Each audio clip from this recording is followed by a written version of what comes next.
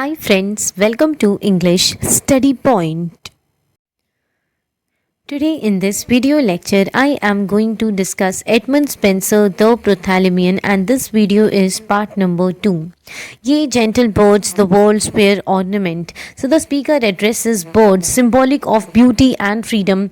Birds represent ideals of love and natural beauty, suggesting that they are among the world's finest creations and heaven's glory, whom this happy are. So birds are also associated with heavenly bliss. The happy hour suggests a celebratory movement, possibly alluding to a wedding or a significant romantic occasion. Doth lead unto your lover's blissful bower. So the blissful bower refers to a secluded or idyllic place where lovers meet. It indicates a sense of intimacy and celebration of love. So joy may you have and gentle hearts content. So the speaker wishes the lovers joy and a gentle satisfaction in their love life, suggesting a peaceful and harmonious relationship. Of your love's complement. So this line suggests a wish for both partners to complete and complement each other in their love, idealizing the unity in romantic relationship. And let fair Venus, that is queen of love. So Venus is invoked, representing beauty, desire and love. Her presence signifies divine blessing on the couple's love. With her heart quelling sun upon you smile. So Venus, sun, Cupid symbolizes love's power. So the speaker seeks the blessing of their smiles, representing affection and charm in love. Whose smile they say hath virtue to remove. Cupid's smile is said to possess the ability to dispel negativity and heartbreak, reinforcing the power of love and affection. All love's dislike and friendship's faulty guile. So the speaker wishes for Cupid's influence to eradicate misunderstandings and deceit in love and friendship, highlighting the desire for purity and honesty. Forever to assoil. So assoil here means to absolve or free from guilt. This embodies the hope for lasting love free from past grievances. Let endless peace your steadfast hearts accord. So the speaker wishes for peace and harmony in their relationship, suggesting an undying commitment to one another. And blessed plenty wait upon your board. This means the desire for abundance in physical and emotional nourishment, wishing prosperity and happiness in their shared life. And let your bed with pleasures chaste abound. So the speaker hopes for a pure love filled with joy and satisfaction. Pleasures chaste suggest a virtuous intimacy that fruitful issue may to you afford. So a wish for the couple to have children, symbolizing growth and continuation of love and family, which may your foes confound. So a desire for the couple's happiness and success to surpass any challenges posed by rivals or enemies, reinforcing the strength of their bond, and make your joys redound. So the speaker wishes for the couple's happiness to increase and expand, celebrating the abundance of joy in their lives upon your bridal day, which is not long. The speaker anticipates an upcoming wedding, emphasizing excitement and joy as the couple prepares for their future together. Sweet themes run softly till I end my song. So the poem closes with a request for the river Thames to flow softly, creating a serene atmosphere for the celebration. It symbolizes tranquility and a flowing continuity of life and love. Now, here we see, so ended she and all the rest around. The speaker concludes a speech or a thought, suggesting a communal atmosphere where others are gathered. The use of ended implies a finality or completion, possibly alluding to a wedding ceremony or a significant movement. To her redoubled, that her undersong. So the redoubled suggests that the expressions or sentiments shared by the people have intensified, echoing the previous sentiments. Undersong refers to a subdued or underlying melody that complements the main theme, possibly hinting at the deeper emotions present. which said their bridal day should not be long. So, this implies a sense of urgency or anticipation for the wedding to occur soon. The phrase not be long conveys excitement but also a hint of fleetingness about the moment and gentle echo from the neighbor ground. So, the world around reflects the joy and excitement of the occasion. The gentle echo suggests harmony between nature and human emotions, enhancing the celebratory mood. Their accents did resound. So the voices or sounds from the gathering resonate strongly, emphasizing a collective sentiment of joy or approval surrounding the impending marriage. So forth those joyous birds did pass along. The imagery of joyous birds conveys freedom and happiness, symbolizing the couple's bliss. Birds represent love and fidelity in literature, reinforcing the wedding theme. Adorn the lea that to them murmured low. So the lea refers to the river Thames, suggesting a tranquil and peaceful setting. The river's soft murmuring parallels the gentle, loving atmosphere surrounding the couple, as he would speak but that he lacked a tongue. So the river is personified, wishing to express joy but constrained by its nature. This personification enhances the theme of communication, both spoken and unspoken, of nature of love and nature. So, yet did by signs his glad affection show. Although the river cannot verbalize feelings, its gentle flow and demeanor reveal affection, paralleling how love is communicated through actions rather than words, making his stream run slow. So, the slow movement of the water symbolizes calmness and tenderness, creating an idyllic setting for the wedding, which also suggests a desire for time to linger during such a joyous occasion. And all the fowl which in his flood did dwell. So, here the line introduces the birds in the river, enhancing the natural imagery. They are gathered around the ceremony, similar to how guests might flock to celebrate the union of the couple. Gan flock about these twain that did excel. So the use of twain refers to the couple. The birds flocking signifies their admiration for the couple, suggesting that nature itself honors their love. The rest, so far as Cynthia dot shed. So, Cynthia refers to the moon, evoking beauty and allure. The comparison emphasizes the exceptional qualities of the couple as the moon surpasses the lesser stars, illustrating their uniqueness and brilliance in a sea of ordinary. The lesser stars, so they enrich well. The couple stands out amidst the ordinary or less significant, further emphasizing their special connection. Enraged well implies an orderly arrangement or union, suggesting harmony in their relationship. Did on those two attend. So this indicates that all elements of nature, birds, water, and perhaps other creatures are present to support and celebrate the couple, reflecting the communal joy generated by their love and their best serviced land. So the natural world activity participates in the celebration, offering its beauty and presence as a gift to the couple. This creates a sense of unity between humanity and nature against their wedding day, which was not long. So the tone remains celebratory but acknowledges the proximity of the wedding day, reinforcing a sense of immediate joy and impending transition into matrimony. Sweet themes run softly till I end my song. So the speaker addresses the river, asking for a gentle flow to prolong the moment of joy. This yearning for time to slow underscores the preciousness of love and the desire to fully savor its beauty.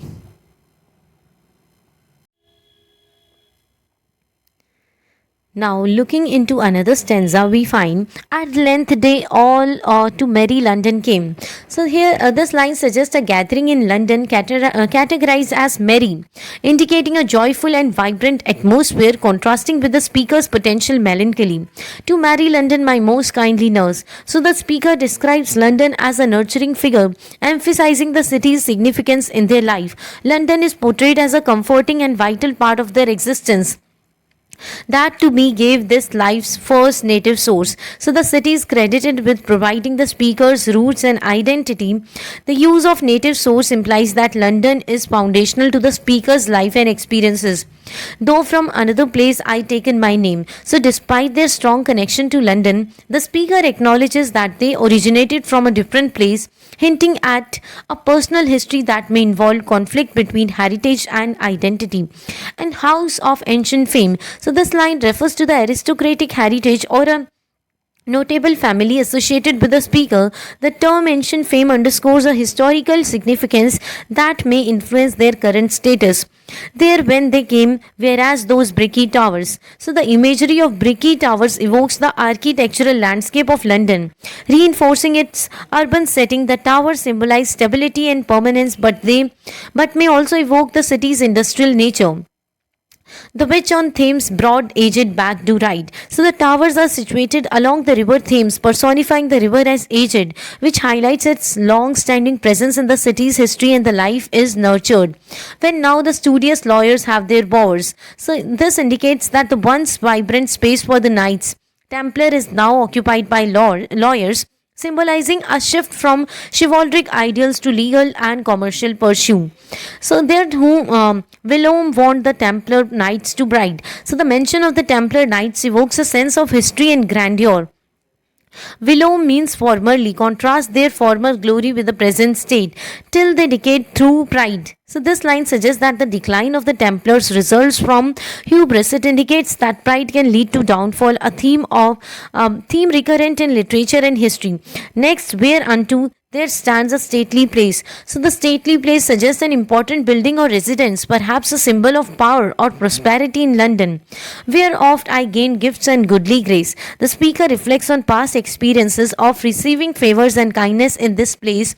It invokes a sense of nostalgia and appreciation for past blessings of that great Lord which therein wont to dwell. So this line hints at a noble figure associated with a stately place. This figure likely represents authority and benevolence in the speaker's life, whose want to well now feels my friendliness case. So the speaker expresses a sense of loss, feeling abundant and lonely in the absence of this great lord, illustrating emotional vulnerability and the impact of social connections. But here fits not well. So the speaker acknowledges that it may not be the appropriate time or place for certain sentiments or remembering, setting up a transition in tone. Old woes but joys to tell. So the contrast between past sorrows, old woes, and the desire to speak of joy suggests a struggle to focus on the positive amidst lingering pain against the bridal day, which is not long. So the mention of the bridal day indicates anticipation of a wedding, introducing themes of hope, celebration, and the promise of new beginnings amidst the speaker's reflection on their life. Sweet Thames runs softly till I end my song. So the closing line employs personification of Thames and a plea for tranquility. The speaker requests the river to flow gently, symbolizing a desire for peace as they conclude their thoughts, transitioning from reflection to eagerness. Now, moving to another stanza, and line says, "Yet therein now doth lodge a noble peer." So the speaker introduces the noble figure at the center of the poem, hinting at the significance of the wedding and the status of those involved. Great England's glory and the world's wide wonder. So here we see the noble peer represents not just England but also captures global interest, emphasizing his remarkable stature and the pride associated with England, whose dreadful name late though all painted thunder. So the line suggests the peer's fearsome reputation, particularly reflecting on a recent conflict or victory in Spain, showcasing his military prowess, and Hercules' two pillars standing near. So the reference to the pillars of Hercules symbolizes the boundaries of the known world, reinforcing the noble significant impact stretching beyond England to foreign lands did make to quake and fear. So the awe and terror inspired by the noble is emphasized, underscoring his formidable presence and influence in both peace and war. Fair branch of honor, flower of chivalry. So the noble is characterized further. He is depicted as a paragon of honor and chivalric values, highlighting the ideals of nobility and integrity. Now here we see that fills England with triumphs fame. His victories bring pride and recognition to England, implying a strong connection between the noble's achievements and national identity. Joy have thou of thy noble victory. So the speaker wishes the noble joy in his triumph, indicating that his accomplishments are not only recognized but celebrated, and endless happiness of thine own name. So, this reflects the hope for lasting legacy and renown, suggesting that the noble's name will endure through time. That promiseth the same. So, that means the noble's name guarantees his noble qualities, reinforcing a cyclical view of honor and reputation. That through thy prowess and victorious arms, so the focus shifts to the action and martial skill of the noble, emphasizing that his capabilities lead to triumphs. Thy country may be freed from foreign harms. So the implications of defending the homeland are clear. The noble's actions provide security and freedom from external threats, and Great Elisa's glorious name may ring. So the reference to Great Elisa refers to Queen Elizabeth I, suggesting that the noble's achievements contribute to her glory and legacy. Through all the world filled with thy white alarms. So the effects of the noble's actions reverberate globally, indicating that his influence extends far beyond his immediate environment, which some brave muse may sing. So the speaker calls upon poetic inspiration to immortalize these events and their significance in song, highlighting the importance of art in preserving legacy. 2 ages following. So this affirms the desire for the noble story to reach future generations, emphasizing the timeless nature of heroism and valor upon the bridal day, which is not long. So the culmination of all the celebrations and events is imminent, means that is about to happen. The wedding day is near, uniting the themes of love and honor. Sweet themes run softly till I end my song. So the speaker appeals for tranquility in nature, specifically the river Thames as a metaphorical and literal setting for the events being celebrated. The gentle request for the river to flow softly signifies reflection and the sacredness of the occasion. Now here we see from those high towers this noble lord issuing. So the scene opens with the noble lord emerging from towers, like indicating a castle or palace. The towers symbolize nobility and authority, like radiant Hesper when his golden hair. So the lord is compared to Hesper, the evening star, emphasizing his brightness and beauty as he makes his entrance. The golden hair signifies wealth and royalty. In the ocean below he hath bathed fair. So the imagery suggests purity as Hesper is metaphorically bathed in the ocean. It hints at ceremonial or celebratory atmosphere. Descended to the river's open viewing. So the Lord descends to a river, suggesting a gathering or event by the water, a traditional romantic and tranquil setting, with a great train ensuing. So he is followed by a retinue or entourage, showcasing his rank and the importance of the event. Above the rest were goodly to be seen. So this line introduces two prominent figures among the entourage, implying that they are noteworthy. Two gentle knights of lovely face and feature. So the two knights are described as attractive, reinforcing themes of chivalry and idealized beauty, beseeming well the bower of any queen. So their qualities fit for a royal setting, suggest their suitability as suitors for noble ladies, with gifts of wit and ornaments of nature. So they possess both intelligence and physical beauty, again highlighting ideal romantic qualities. Fit for so goodly stature. This line emphasizes their physical and moral attributes, aligning them with noble ideals that, like the twins of Job, they seemed inside. So, comparing them to the Dioscuri, Castor, and Pollux from mythology symbolizes their exceptional nature and reinforces their brotherly bond, which deck the baldric of the heavens bright. So, the reference to stars suggests they possess celestial qualities, elevating their status in the sight of onlookers. They too forth, pacing to the river's side. The knights approach the river, further establishing the setting as integral to the upcoming events like a wedding. Receive those two fair birds their love's delight. So the two knights are met by their brides, signifying the romantic union taking place, which oath appointed tide. So the line indicates a scheduled event, enhancing the anticipatory feeling for the ceremony. Each one did make his bride. So the culmination of the union is emphasized. Each knight aims to wed his beloved, against their bridal day, which is not long. So the excitement for the imminent wedding day is highlighted, suggesting urgency and joy. Sweet Thames, run softly till I end my song. So the poem addresses the river Thames, asking it to flow gently, creating a serene atmosphere. As the poem concludes, it encapsulates the tone of celebration and wishes for a peaceful as well as joyful marriage. Then with this video lecture ends here. Hope this video lecture will help you in your exams. Thank you.